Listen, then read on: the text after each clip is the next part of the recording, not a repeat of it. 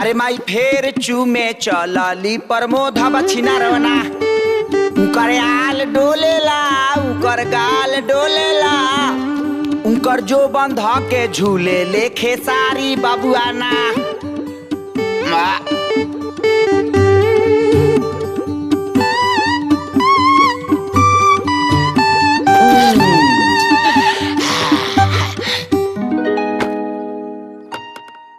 माई पानी गरम हो गइल बा, आके नहा ली।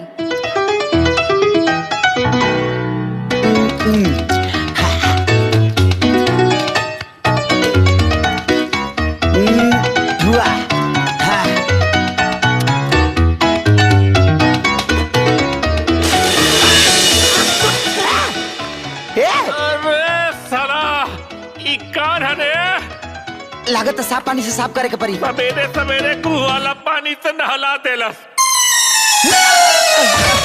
अरे बाप रे बाप, पता नहीं कौन जानवर बा सरवाई घर में। अरे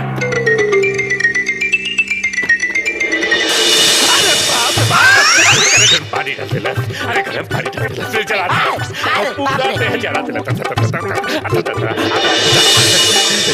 सरकारी बाबू का भइल? अरे कौन जानवर पल्ले बाड़ू, पूरा देह जला देलस रे बाबा। बाकी भइल का?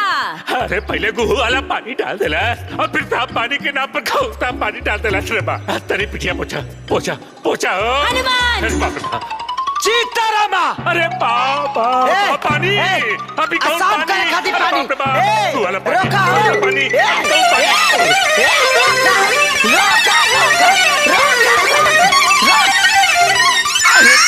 अरे बाप, बड़ी तेज पर आता रे, तनी धीरे धीरे लगा रहे तेल। चुप रहा, पता नहीं कोने भट्टी में जर के अइले हैं, आधा कटोरा तेल का पिछवाड़ा खा गए।